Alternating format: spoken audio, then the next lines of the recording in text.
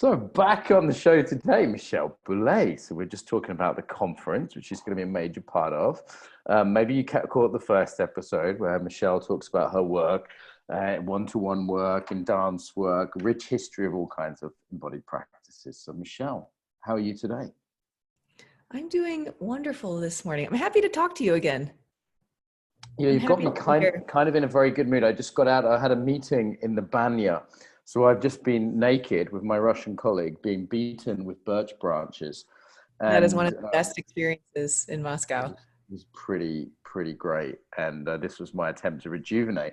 But of course, they lost track of time. And I was then rushed to come and meet you. So I'm really relaxed and simultaneously have really rushed to get here. So it's nice to see you again. You too. Did you get a honey rub? No honey rub. Maybe that's something just for the girls. I got a snow rub and I got a beating with some birch branches, which is sort of forced surrender. It's very Russian in a way. So, but yeah, very relaxing. And it's had an hour out of conference organizing. So much needed. Where are you in the world? I am in Montana right now. Just staying here until I figure out my next moves. I'm very much in an open state of listening. Okay. What's next? Is that the idea? Like listening, what wants to happen, what's next? Yeah, I mean, I had an experience back in 2018. Actually, I knew I wanted to outgrow some aspects of my life in New York. And in 2018, I was in Bali in the Philippines, and it it really hit me. And actually before that, I was doing a source point therapy training, and I was really aware that some part of me needed to die. And at the end of 2018, I was like, it's time to leave New York. And it wasn't easy. It was sad. I love New York. I love my community. I love the work I was doing there, but I just knew something greater wanted to come through, something different that particular setup of my life at that moment wouldn't support. So just for listeners that maybe didn't catch the first episode here. So what were you doing in New York and what are you doing now? Let's talk a little bit about that change as a starting point. Yeah, sure. So I started a professional career in dance in New York in 1999. And that shifted, my somatic practices were a huge part of it. That's how I got back into dancing. I was injured. I had to quit, got back because I started to understand the body more fully. So I had a professional career starting in 99 and I was always like researching and teaching and just really geeking out on how can I use my body to best support what I want to do. And then I discovered energy medicine. That might be I started working with that and consciousness in 2007. And that, added to more information and more ways of relating. And I started a clinical practice. So I was doing that from 2008 until currently now. And I've added coaching to that in the recent years, more consciously, because I found that aspect of like, yes, we can do a ton with our bodies, but then what are we thinking about and and then the emotional health and the spiritual health and all of those aspects and bringing those together so a person can really be in a place where they're able to do the things that they say they want to do or the things that they're too afraid to say that they want to do. Because I think that's a huge part too. Okay. Why Montana? What was the draw there? I mean, I've heard it's beautiful. It says so in the Hunt for the Red October at the end, so I know it must be nice. But it's why Montana? Because it's not the mecca for kind of consciousness studies or energy healing or anything like that. Well, there are a lot of healers here actually in different parts of the state. I don't think this is like my permanent long-term existence. The land is beautiful. It's gorgeous. It's super healing. I was invited to teach at a dance festival here last year. I became friends with a writer who loves this land and writes about this land and introduced me to so much about this land. And as it's an intuitive hit. I just kept coming back. I built a community here and I did just try to buy a place yesterday, but I got outbid because people are flocking here with the state of how things are happening in the US right now. Was getting out of California, I heard as well, going to Texas. California, yeah, all that, Seattle, all those places. Yeah. So okay, so where to start? What's going on in America right now? Let's start there. What's your take on it? You know, that's kind of part of why I'm here. And I think, people said to me, wow, you left New York just in time. I left in January. I was supposed to be traveling this whole time. And, I got to say, Mark, I, I'm sometimes criticized about this, that I'm not like way up in what's going on politically and in the news and all of that. And actually, the first time this really happened was I was a part of a dance festival in San Francisco back in the probably mid 2000s. And the theme of that particular festival, I was performing with a choreographer, was like how your work is political. So I was at this dinner, wasn't really supposed to be there, but we didn't know, the choreographer I was with, and they were getting prepared for a panel. So I was just kind of on the side being quiet. And this woman, one of the choreographers, asked me, like, how is your work political, Michelle? Or what do you think about this? And I said, well, I pay attention to what's going on in my body. And there are lots of wars and demons to be fighting inside of there. And, I feel like that's pretty political. And I was young, like I didn't know how to articulate it. And she was like, she didn't get it. And she actually was kind of offended, I think, by what I said. But then she came to my class the next day and she came up to me and she was like, okay, I get it now.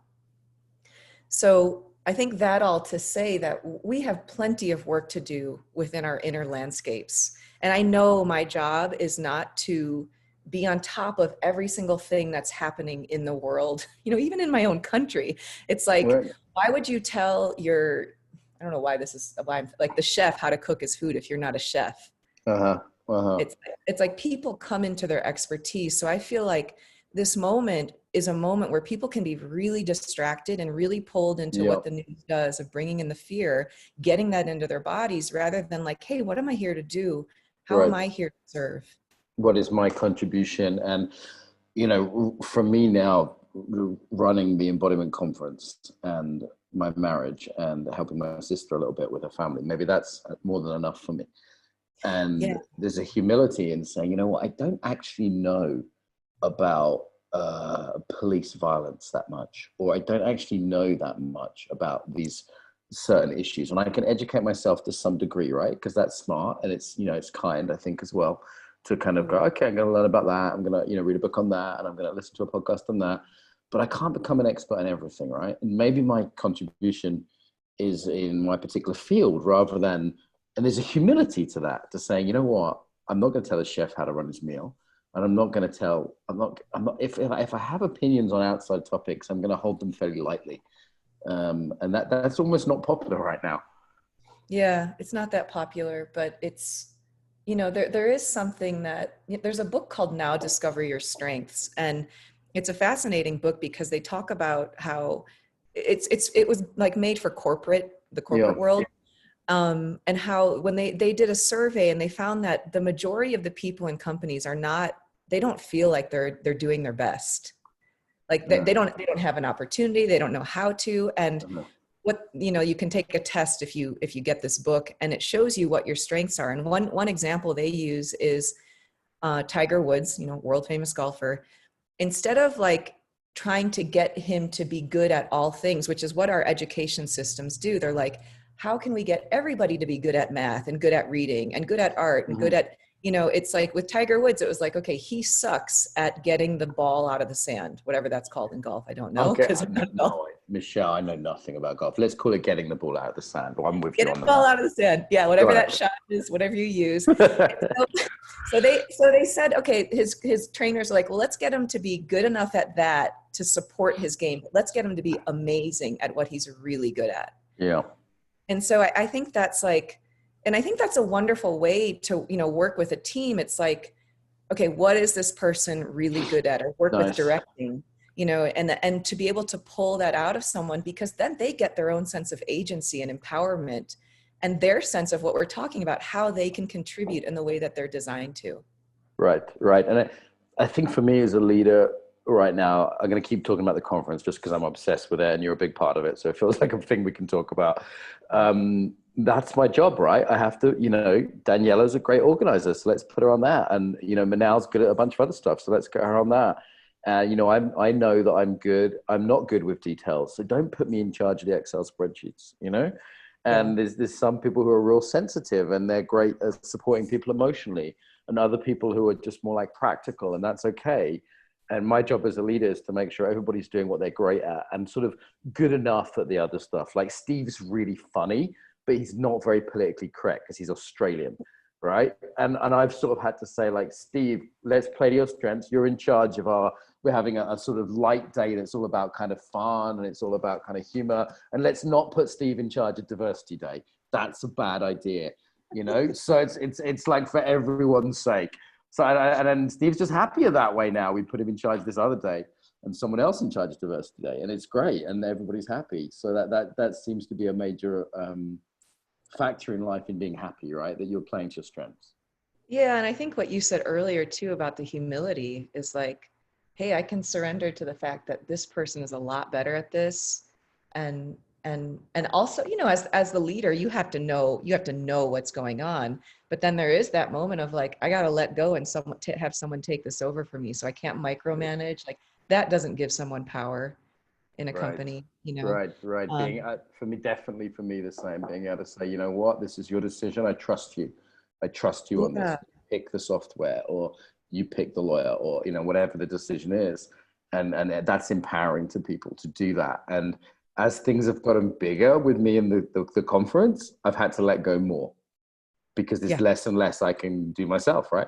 So there's a yeah. marketing team and there's a copywriting team, and they say, "What's the newsletter going to get called?" That was what they said to me today. I was like, "Guys, I trust you to make that call." It was called hashtag Save Mark's Pants was called the newsletter in the end, and I thought that's a terrible idea for newsletter. You can't call a newsletter hashtag Save Mark's Pants. I just saw the results. It's fucking great, Michelle. It did really well. The copywriter was right. It got a 25% open rate. That's fantastic.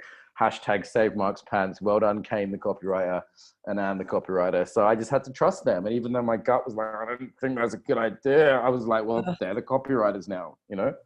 Yeah, it's such a great growth curve, like learning experience to do that.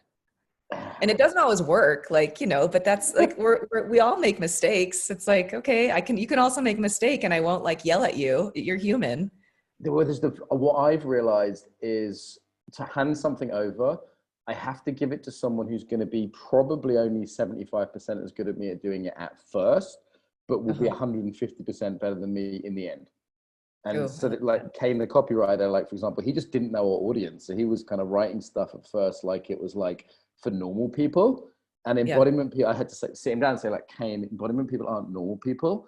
Oh, you know, like they're embodiment people, and you can't sell them like you Coca-Cola would sell, because we have different values and we love embodiment and we love different politics and everything. And now he's getting it. Now he's getting better than me, but there was a learning curve, right? And there's this like giving, and maybe it's a metaphor for something else. There's this sort of giving up control, actually losing some outcome, but then in the end, it's better.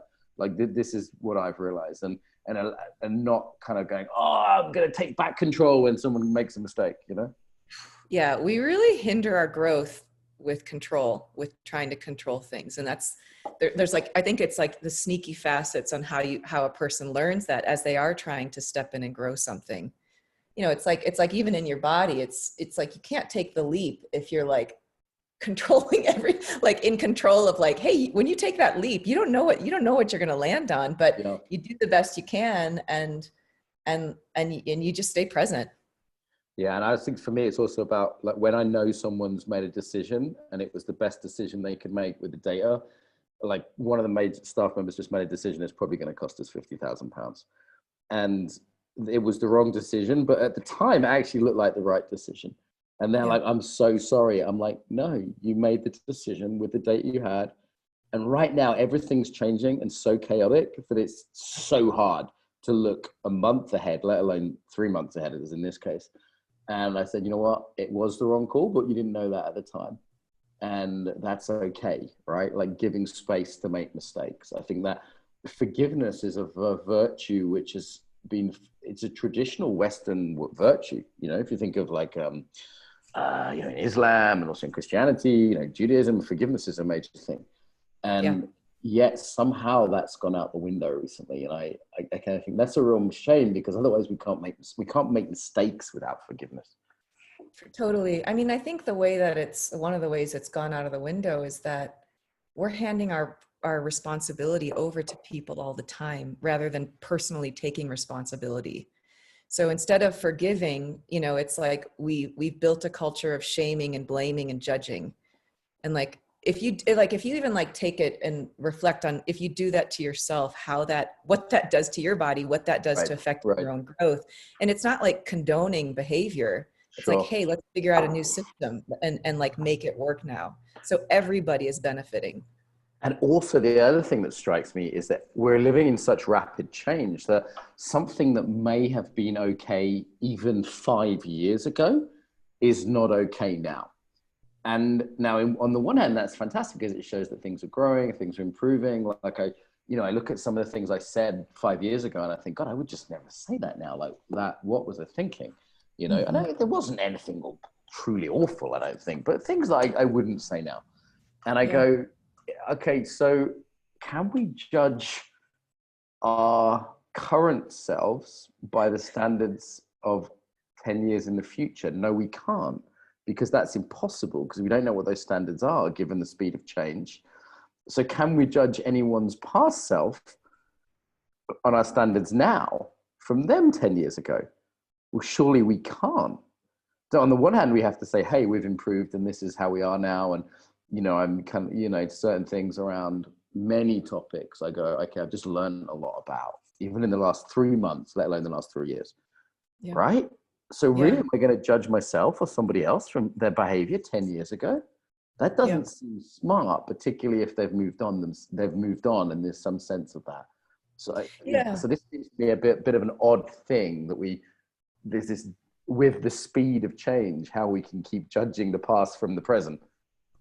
Yeah, I think it denies some important truths about life, is that life is constantly evolving, and that if you're engaged with it in relationship to that law of growth, like you are going to grow and you are going to look back and say, hey, wow, that I wouldn't do that today. Like, you know, as an artist, you can, as a choreographer, it's like, wow, that first piece I made, of course it's not great. Or I have a video where I do that cortices technique, that brain balancing technique. And it was one of my early videos. Right. And I look at it and I'm like, okay, sweet, younger Michelle, like she was nervous, she was afraid, but the video's there. It's still good. I'm not going to pull it down and make a new one, at least not now. And I think it's a wonderful thing. If you watch someone, you know, you look at someone and their growth, it gives you compassion for yourself. Like, I think we do this thing where we hold someone to like this standard of now, or we believe that we're going to arrive somewhere and everything's going to be okay. But everything it's in a continuum. It's in a progression of time. Right. So I used to say this performing, I'm like,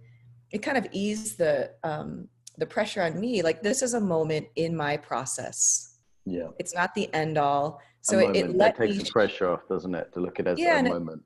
It let me show up and it let me do my best and know that I'm going to have another time where I can show up and do my best, like God willing, you know?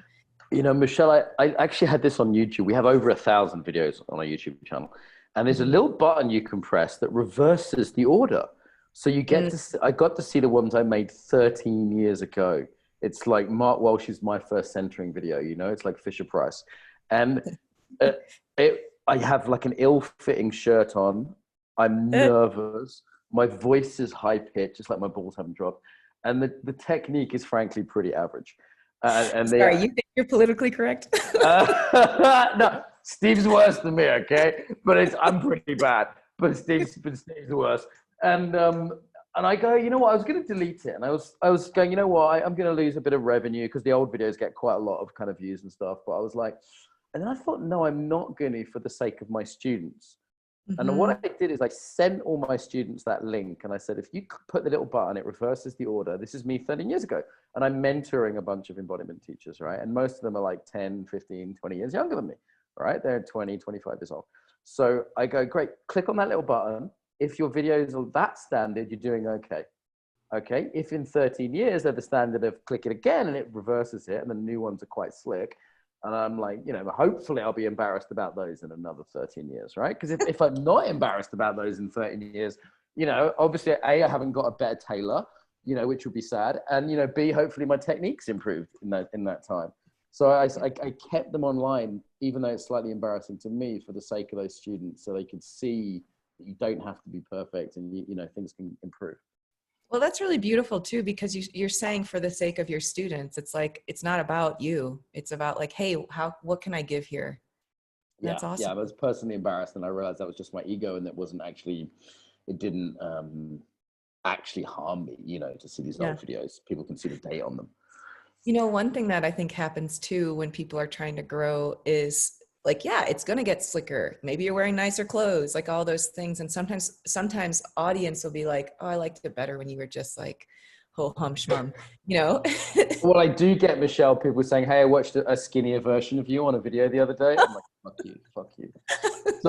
So I do get that sometimes, but I can handle that. You know, I can handle Oh, that. Fine. I know. I put some videos up in recent months. I'm like, wow, okay, this is my Corona body, but you know what? I got to set that aside and just like put the video up because it's about But sharing. acceptance. Yeah. Everyone's in a process. Like, come on, Yeah, people. it's okay. It's okay. And if we're as embodiment teachers, if we can't, you know, accept our own bodies, you know, what chance have we got? Hey, so you were a professional dancer as well, so you must have been in some like super athletic, super flexible kind of mode at certain points, right?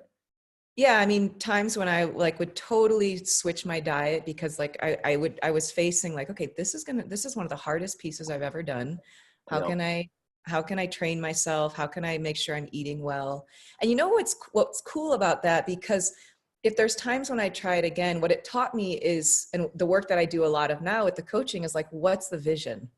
What's the Mm, desire? What's the goal? And it's not going for the goal necessarily, but that alignment with the vision organizes all the activities. And if that vision is so important, it's like, okay, I will do whatever it takes. And if, you know, right. I don't have a show coming up and I'm still performing, I'm supposed to do a film project in Spain at the end of this year if travel restrictions light up. But if I don't have that vision and I'm just like, doing my normal day and I'm like, oh, I want to like feel better in my body, if it doesn't have enough purpose and like passion and oomph behind it, and especially what people do is they say, oh, I want to feel better in my body, but it's coming from a place of self-hate and it's Right. coming from low self-esteem rather than like, this is for this puts me on track to meet this goal that I'm trying to set, or this that I'm trying to reach.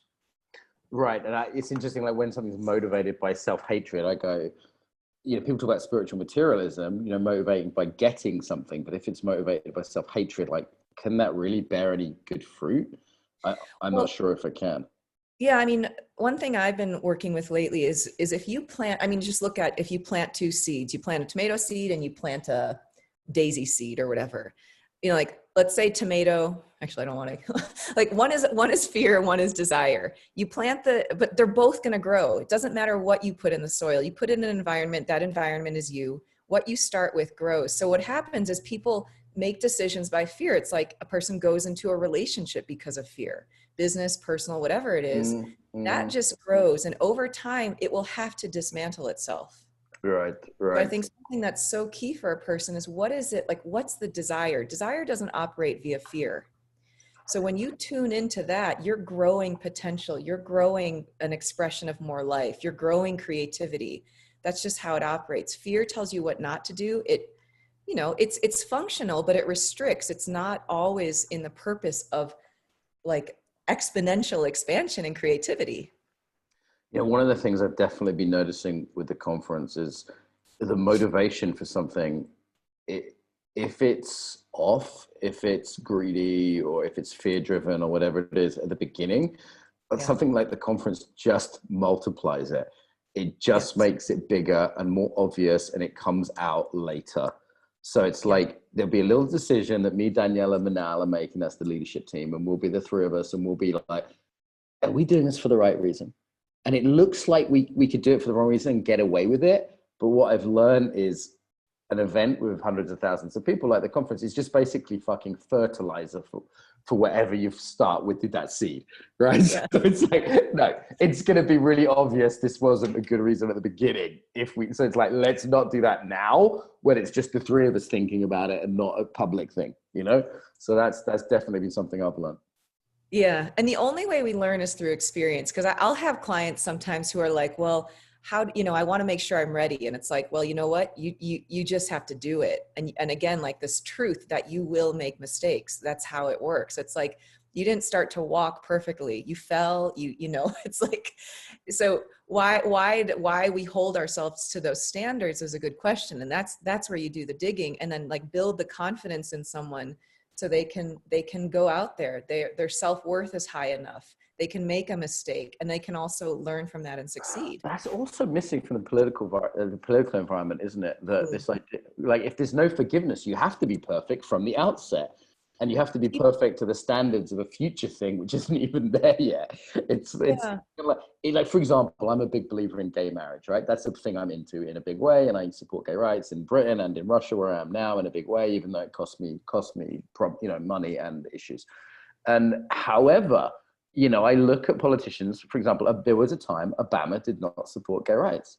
And I go, but then he changed his mind, and he learned, and he listened to the points of view, and he started supporting it.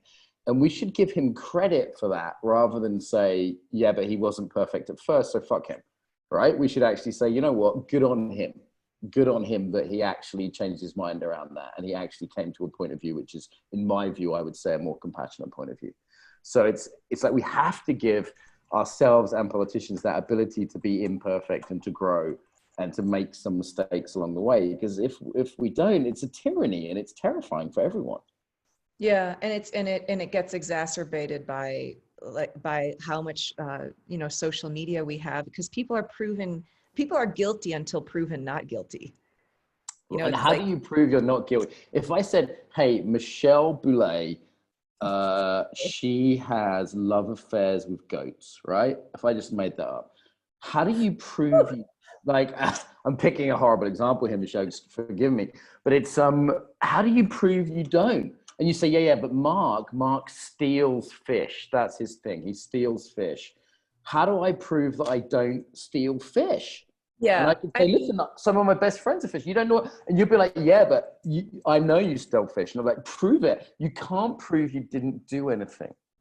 Yeah. I mean, the thing that you're talking about when you were talking about Obama and that energy of, it's like complaint. I feel like it's just a projection of, people will not like to hear this, but sometimes of one's own dissatisfaction. Right. Or like if a person's like, I'm still so mad at my mom because she did this, you're not in a place of power. You're not in a place of compassion and forgiveness, and like being able to zoom out and say like, hey, what's the context for this? Why did this person act this way? And how can I be a person who reverses that pattern? And it happens through love. It doesn't happen through blaming and judgment. It happens through what you're saying, forgiveness. And I tell you, I have become more forgiving and I think more empathic of leaders since taking on this conference. It's like, okay, I'm now the mayor of a small town, not a big city, a small town, 200,000 people right now, and be 300,000 probably by the end of the week. That's a small town. It's not San Francisco even, let alone New York. Right. Mm-hmm. So I go, okay. And I look at the pressures and I kind of and I'm going, if I'm the mayor of a small town, how difficult would it be to lead a country? Now, I'm not particularly fond of the leaders of either of our nations, and I'm not particularly fond of the leaders of France or Germany. China, definitely not. Most other countries, there's probably only about 3 world leaders that I admire. But I tell you what, I'm a lot more understanding and forgiving of them now.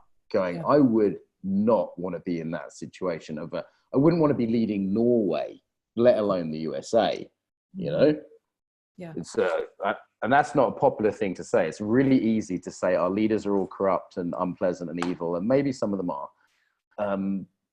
Rather than, okay, would you do any better? Would you really do any better? Because it's pretty arrogant to think that somehow that power wouldn't corrupt you, and you would be just a saint in charge of that country. Yeah, I mean, it removes curiosity. It removes like an ability to learn more. And of course, you're learning by stepping into the role. And I had that as a dancer to choreographer. I was like, oh my God, wow, look at what this person had to do. It's like people saying, oh, that dance or that art is really easy to make. But then when you try it, it's like, whoa, hey, those lines on that canvas. Yeah, it's like that's not as easy. Like people would say this. There's this story that would go around in New York, like 10 years ago, of these post-performance discussions, and someone would say, like, this woman was asked, like, well, how do you memorize all those steps? And And the dancer said, because dancers are smart. Mm-hmm. And it was just like, I think, you know, she was speaking to this assumption that like dancers are dumb, or like this Okay. information it's like it's useless, or, you know, but I don't know if you saw that Google study from a couple of years ago where their top employees were people who studied the humanities, like studied theater, studied dancing. And I posted it, and this dancer I went to college with works for Google, and she's like, I couldn't agree more. She's like, I see this in the company. So it's like, Interesting. it I speaks. never thought dancers were dumb. I did think they were neurotic, but I mean that's a, you know, that's another thing, right? I mean, are dancers crazy, Michelle? Is that fair to say? I know I didn't have the stereotype they were dumb, but I think I do have the stereotype dancers are all a bit crazy. Well, here's what I think about that. There are definitely, depending on which like field of dance you came into, there are things like ballet. I did that. Like I got totally injured. I like got like body issue images and all those kinds of things, like sticking my foot in a board with a leather strap so I could point my foot better, you know, just like going crazy. And it was like the wrong seed. Someone said to me, you Uh-huh. need to decide. And I started to go towards ballet, but that's not the essence of who I am. I'm a contemporary dancer. But one thing that happens, I think, in dance is, yes, there's like this picture ideal, and this has changed so much. Like we're now understanding our bodies and ourselves more, and how we create what we're here to create. But one thing that this guy in this he's a Lithuanian yogi gangster in Sweden said to me, he's like, you Sorry, a know, Lithuanian gangster. What was that? gangster. Oh, I thought gangster yogi in Sweden. I'm like, oh, surely Well, I know this guy. I hadn't heard the word gangster before, but A he's a gongster. So lovely. that's a gongster, someone who does gong work. He A does gong work, gongster. yeah. That sounds so much more street than it is. Okay.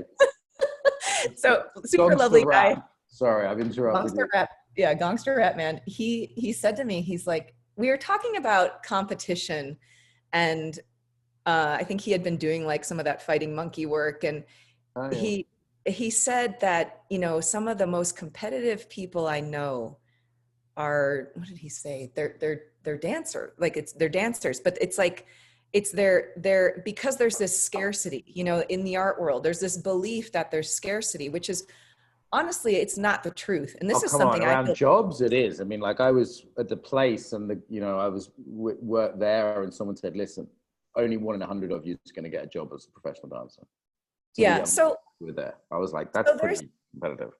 Yeah, I mean, there's that reality, but then we're looking at circumstance as the truth. And we're denying the fact that, hey, you can create a new circumstance. You know, if someone said you can Okay. make $1 zillion off of TikTok, you know, people would be like, no way. And then, you know, Yeah, there's like a 10-year-old doing it. So it's like, sure, sure. it, it's saying it's, you know, people say this, and they're making themselves victim to the evidence, but evidence is Got it. not proof of truth. Or, you know, it's like the Nice circumstance. distinction. Yeah, yeah, because you are also limiting the frame there. It's like, okay, in that situation, yes, maybe 1 in 100 of you will be a professional dancer as you understand it right now. Yeah. However, there are And many other career paths, like all the yoga teachers who started off as professional dancers. Nobody ever thought that was a career path, and now it's a major career path. You yeah, know, but there's I mean, the person could be a dancer, but just not the dancer that gets the job that the place is talking about. uh-huh, You know, so I uh-huh. feel like that's where we limit ourselves, and people really, like, they say, well, how am I going to get new clients? There's no money. Like, the economy is failing right now, but there are people whose businesses are booming. Mine has grown so much during this pandemic. For So I sure, think, for sure. and I think what happens, and I see this a lot with artists because that's my world, but I think it applies to all industries, is like, oh God, it's the world is falling apart. Like this thing's going wrong, this thing's going wrong. And it's like, wait a second, is that the truth? If life is Mhm. always wanting to create and expand, where's the opportunity? It's just asking to I'm really adapt. watching for catastrophizing right now. I think we're in this group trauma, and for many people, there are really, people have lost loved ones and things. I'm not belittling that. Yeah. And for many of us, the trauma is a myth. The trauma is a story. The trauma isn't that they lost a loved one. The trauma is, oh my God, it's impossible, and it's like, well, actually, hang on a minute. I'm going to have probably now, assuming the conference isn't a total disaster, this may be the best year for my business ever, right? Hmm. It's a Yeah. gamble, but it could well be. And there's all sorts of opportunities right now. And I'm watching my mind so it doesn't say always, everyone, forever, these are the words that I'm trying to catch myself saying, because as soon as I say it's always going to be this way, it's everyone is this way. It's, one of the staff the other day was talking about the participants said, everyone's like this, and they're all really entitled or something. And I was like, that's not the case. You're just hearing from a vocal 0.1% who are on Instagram with nothing better to do. I said, come to this meeting and you'll meet most of the participants who are absolutely lovely. Right. And it's like that person had just had a distorted reality from having too many, complaint emails or whatever. And it was like, no, reorientate. It's not always, it's not forever. It's not everyone. Yeah, there is a universal law, the law of polarity, that everything is created as a whole, and like it's equal, the equal and opposite exist in the same time in the same place. So it's like you can say, hey, here's a problem here. The solution does exist too. Here's the people who cause trouble. The people who actually want to support it exist too. And it's like, which side of the spectrum are you choosing to focus on? And ultimately it boils down to, you're making a choice. That person unconsciously was making a choice. It probably triggered something within them to look at, oh, wow, here's the problem. Like their alarm bells went off. And to bring consciousness or awareness to that, it's like, okay, hey, law of polarity. There are people here who actually do want to support this. Like you said, come to the meeting. And there we go. Bingo. They're here. It's here. The solution is here. I put a shout out. I said, listen, it'd be good to vent occasionally because I have a therapist, but sometimes they're not available. It's just nice to have a 30-minute rant sometimes. And I said, can anyone lend me like just an empathic ear sometime, And 100 people volunteered. And I just thought, shit, I was really touched by that. I just like the goodwill. And, you can say some of them, maybe they're being strategic. But I think the vast majority of them are just goodwill people who are like, hey, you've given us a lot of stuff for free with the conference. You've done some cool stuff. It's impacted me. It's helped me. The podcast has helped me. The free events have helped me. I want to give a little bit back. I'll listen to you rant, Mark. And I didn't, and I ended up having to ask one of them to admin it, and we formed a group for all the stuff. And now we have a group of 100 empathic listeners for all the, because that was too many. I don't need 100 people, right? I mean, I only once a month maybe want to rant. So I was like, okay, great. So now we've got a support, basically a free support peer counseling service for the 50 members of staff on the team who are under a lot of pressure right now. And that just came from one Facebook post. And I just thought, wow, there's so much goodwill out there. But if you look at kind of like the 5 people on Instagram who are angry about whatever nonsense they're angry about, you would not see those 100 people. Yeah, that's awesome. That's really cool that happened. Yeah, it was very touching. It made me realize that we've built a lot of goodwill with the conference over the last 2 years. A lot of goodwill, people that will share our video. Maybe they don't have money to buy the recordings, though they are selling now, which is good. That's made me slightly less stressed than a week ago. But it's, people that share our cool latest video, or that offer their empathy, or tell their friends, or someone just told, I won't say who, but quite a famous TV star about the conference. And they did it as a favor to us because they liked us, And there's just there's a goodwill economy that's free flowing, even when people don't have a huge amount of money. Yeah. And I would say that also speaks to the seed that you planted for this, like the spirit of this thing is very generous. And, I think one thing that's really helpful for people to realize, I have to catch myself with this too. It's like, you're giving, like the law says it's going to come back, and it may come back in a different form. It may not be linear, but like that generosity and I feel like we can get, especially like it's an exchange. I do this, I get that. Like, and it gets limited between like it's 2 people. But you know what? It's like, I've had people, I may have said this to you, like that say they've never given me a penny. They say, this is helping me so much. And it's like, it will come back to you. Like you don't receive unless you serve, unless you're offering something. Right. And here's the interesting thing I found, Michelle, and I think the best analogy for this is sex. Okay. Is that if you're giving with the idea of getting back, that's bad sex, right? No. But if you're giving just from the spirit of generosity and service, you're gonna get back, right? Yes, But you know what I mean? Like, I think this is the best analogy, because it's like if you just cross that line into, well, I'm gonna do that because then they'll do that, it's shitty for everyone. But yeah, if it's really from the heart, then there is a way you get back. And there's the interesting thing. It's not always the way you think, is it? Exactly. I'm going to sell a bunch of recordings, or this is going to happen. I'm going to build my list, or, I have some goals, but I'm actually also really open to the fact that there'll be wins that I'm not imagining right now. Yeah, because it's like until you step into that new experience and behavior, you have no awareness of how it can show up. Right. And the thing is, people try to predict, like, okay, if I do this, this will happen. But there's truth to strategy. But if you're really making a transformation, it's exactly what you said. Like, it's like, why am I in Montana? I have no idea. Why am I in Montana? I'm probably going to end up in some place a year from now going, how did I get here? And then I'll track it back. And I'll go, oh, the conference. I took Michelle and she invited me to Montana. And then I met John and John, got me on a plane to Bali. It'll be something like that. And a year from now, I'll be like sitting on a beach in New Zealand going, oh, that's okay. That's how it came to. That's how it happened. And Yeah, you can't. right? You can't connect the dots forward. You can only connect them in hindsight. Yeah. And actually, I'd say this, people are scared of the wrong thing and they don't realize what they can win. In any growth, let's say it's starting a meditation practice or going to your first Aikido class or, starting the embodiment conference, whatever. They don't realize what is on offer. They don't realize how they're going to grow from that meditation practice. How do you tell someone who's never meditated before the benefits of meditation? I mean, I can say it's going to reduce your stress. Like I'm coaching this executive here in Moscow 2 days ago. It's like, this is going to be good for your stress levels, but it's like the real benefits of meditation. I can't even communicate because he hasn't been there yet, and the same with the real cost of things. Yeah. I think, it's like, what's the person's pain point? Yeah. Because the pain, it's either like pain or passion. I feel like that allow us to move forward in something. And then that person just needs to trust, like there is faith involved in growth. That's interesting. So this faith, we tend to look at growth like, well, if I do this, then I'll get that. If I meditate, then I'll get more relaxed. If I do Aikido, then I'll be more confident. Whereas actually there's a faith as well, right? I mean, you're right. There has to be a hook. There has to be a like, hey, this is why you should try this. But actually, what I'm trying to communicate here is the way we sell things, and by sell it could be volunteers, whatever. Mm-hmm. In a way, is always kind of wrong because they don't know what the real benefits are, and also equally the real costs, right? Like I'm currently paying some costs for being involved in the conference that not financial costs, other kinds of costs that I didn't know existed as costs a year ago.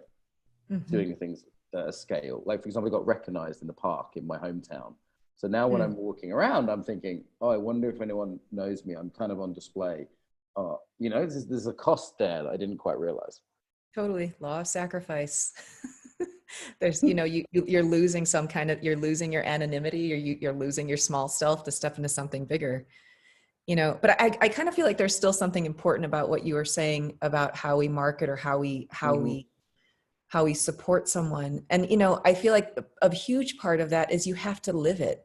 I can't take someone further than what I've lived and experienced, and I find that the people I work with, they do help me grow, of course. Like I'm always growing with the clients I'm working with, students I'm teaching. But I have to be living this daily. Like I'm studying it, I'm breathing it, I'm testing it on myself, because why would I even share it if I can't be the living proof of it? Right. And that is something that's important, I think, for any embodiment teacher with integrity, is that our life is an expression of it, right? Yeah. And for example, I'm really taking time to rest at the moment, like with the sauna today. And I don't have a lot of time, but it's quality and it's deep, like the sauna with my friend. And someone told me, what's the most important thing about the conference for you right now? What's your focus? Is it on sales? Is it on marketing? Is it on the customer experience? I said, oh, no. It's the well-being of the team. Like that's there's various focuses I have right now, including all the stuff I just said, but my most important one is that the team are well, right? And that we have a sense of humor is a focus for me right now. Like we're still making jokes. That's a good sign that people aren't so stressed.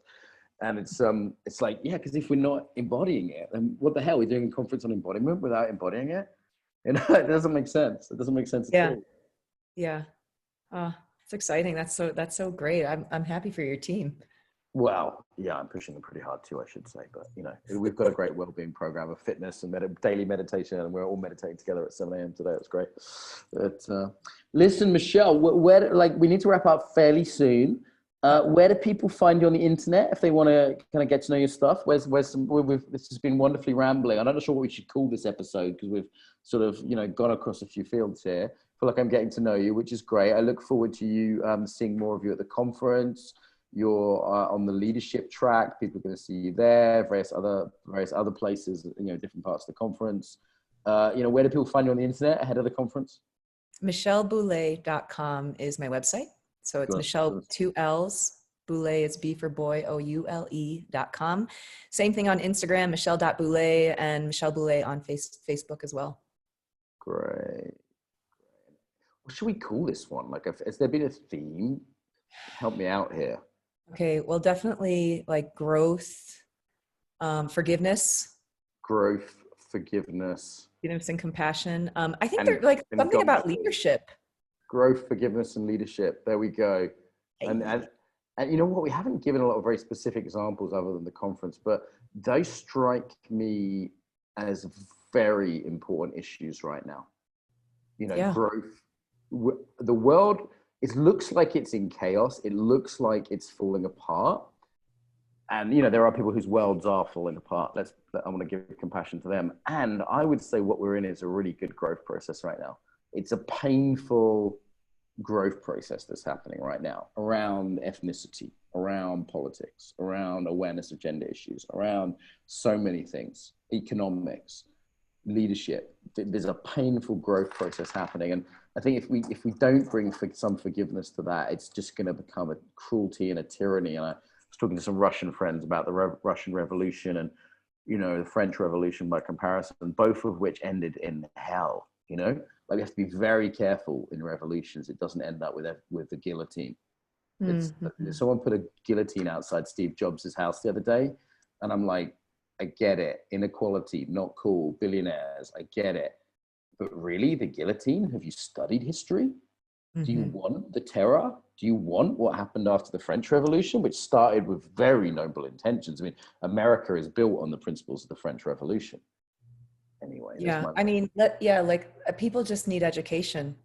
You know, it's ignorance, and ignorance on how things function and solving the problem from the perspective of the problem.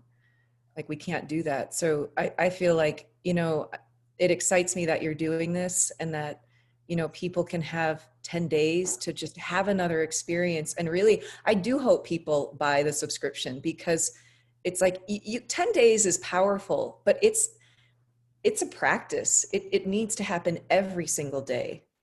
You know, well, what we're calling it now is we can't legally call this for legal reasons, but Embodiment University, like Martha Eddy, who's fantastic in New York, Rachel Blackman, Carl Rabke, myself, Kathleen Booker from New York. We've become tutors. So we're giving people this thing where they can buy the recordings and be tutors, and have a tutorial every single week if they want it, for a year. And we'll probably extend it for another year, for another, you know, $500 or something pretty reasonable. So, you know, that is not just a load of recordings. It's not just a library. It's that you've got someone and peers to sit down and make sense of it with. And that's a bargain. That's a bargain. And I don't do too much of a sales pitch here, but for me, that feels like, why would you not want a huge library which is completely, we've made it understandable. I mean, the Israelis who made the computer system, it's so clever. It's like you can find exactly what you want in a way you can't on YouTube or anything else. It's beautifully, like, elegantly easy, because we're all busy. Awesome. And it's things we've been really listening to people like I didn't get. So we're like, there's all these videos, and people were like, well, we don't want a load of videos. We want to find the best ones. And I was like, okay, so we made the computer system. £50,000 later, we can now do that. And then they said, yeah, but we just want audio, because sometimes I'm walking and I can't watch a video. And I was like, actually, that's totally true. Like, I listened to an hour of Joseph Goldstein, one of our speakers, on a podcast today, because I didn't have time to watch a video, but I was walking to an appointment. I was like, shit. So now we're making all audio on everything as well. So it's like, it's amazing. Like, when you listen, you can figure out, you know, how better to improve things. And I don't know, for me, it just feels like the university I would have loved to have attended, with the tutors and people like you involved, who I kind of would have loved to have had as my mentors, rather than, you know, just academics and dry books kind of thing. So yeah, I'm glad people are buying it too for my own benefit, but, you know, I'm terrified. I've just spent fucking £500,000, but also, don't focus on that. Yeah, don't focus on the terror. Then we already talked about the terror of the French Revolution. But no, but I'm refocusing on, this is a huge gift, and this is the university I would have wanted to have gone to for 1,000th the price of a British university course. Totally. Yeah, put that message out and you'll get your people. Boom. Boom, Hey. Michelle, you've helped me today. I hope I haven't talked too much this one. It's more of a conversation than an interview today, but it's a pleasure getting to know you more. Let's give you the closing word, Michelle. Closing message about embodiment before we wrap it up. Just breathe, people.